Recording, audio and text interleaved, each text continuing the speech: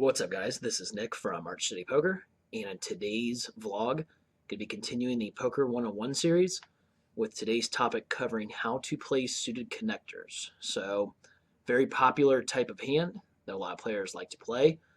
I think most players play them sort of incorrectly, especially in certain scenarios. So, let's get right into it. What are good scenarios to play these hands in?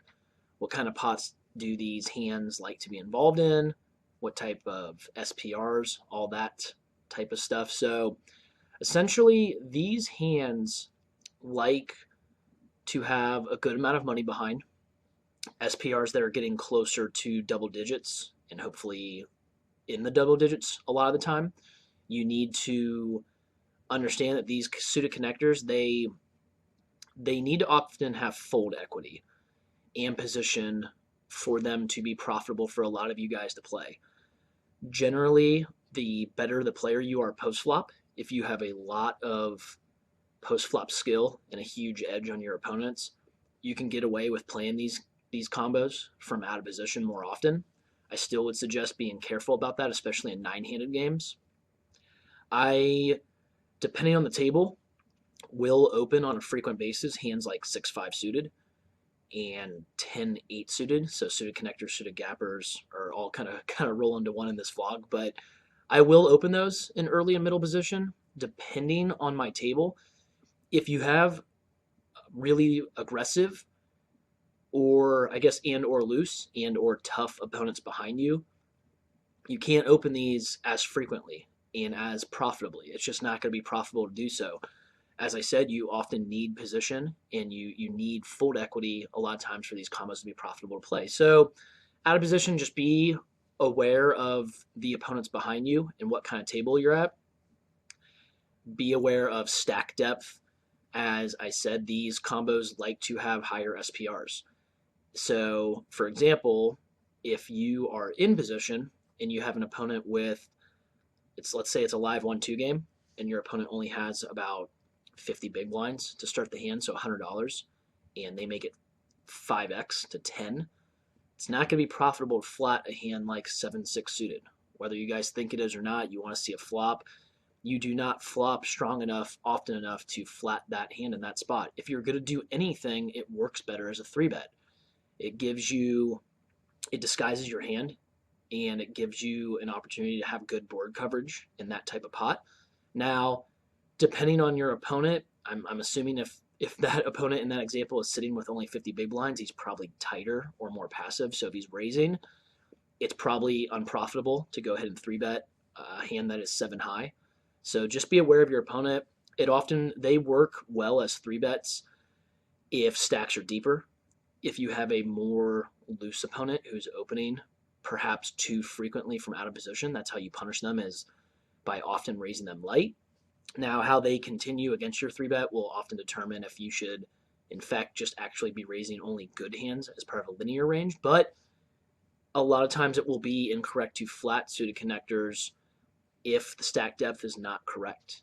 And if you aren't going to have enough wiggle room post flop, essentially, and a high enough SPR to where you can take advantage of stealing the pot or taking advantage of fold equity, essentially, it's not going to be profitable to draw with these combos when SPRs are really low.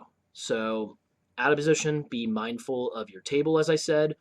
Probably don't open these too frequently. I should make a quick note, do not limp these, looking to limp call. Your range is going to be very predictable. It's often going to be very unprofitable to limp and try to essentially bink a flush or bink 2-pair. These, like I said, these hands are very hard to make, and they don't have to happen often enough. You're often just going to be flopping a lot of times at best just draws, and they're not even going to be nuttish draws a lot of times. Now, yeah, your straight draws will be, but those are much more profitable when you are in position, and there's a lot of stack depth to where you can play your hand much more aggressively and take advantage of fold equity, and not just looking to hit a straight. I guess that's the point more so that I'm trying to get across to you guys, is that most players especially in live low stakes games, they play these hands to try and hit, or bingo, if you will. And that's just not going to be the way to play these hands. You want to play them aggressively. You want to play them a lot of times as if you have pocket aces in your hand. So when you are in position, I am recommending a lot of times when you are deeper to in fact 3-bet these combos sometimes. And I'm not saying to never flat.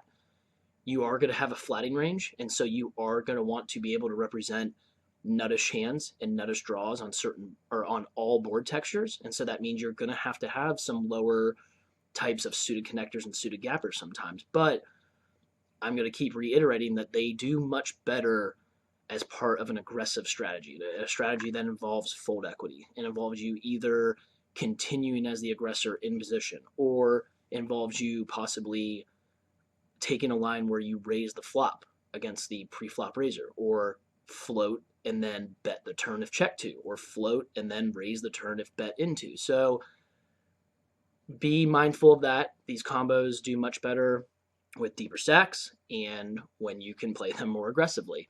So if you guys have any questions or comments about this vlog, I know I went kind of fast and I may have reiterated a couple points, but in poker, a lot of the situations and concepts, they either are very redundant or they tie in together. And so you're often going to hear me saying a lot of the same stuff, whether it's in the same one vlog or in many vlogs. A lot of the stuff will tie together. And I think that you guys need to be more aggressive with these suited connectors and gappers. You also need to understand that a lot of times if the stacks aren't deep enough, you're just better off folding them pre-flop. And so you definitely want to have position more often than not. You don't want to be calling them out of position and just be check folding on basically too many flops. It's just burning money to do that. So if you guys have any questions or comments, like I said, let me know in the comment section. If you want to add any type of strategies that you like to use or situations that you are perhaps uncomfortable in with these suited connectors or gappers and you're not sure what to do and I didn't cover it, then go ahead and ask me and let me know, and I'll definitely comment, as I always try to, very quickly and efficiently. So until next time, this is Nick from Arch City Poker. Take care.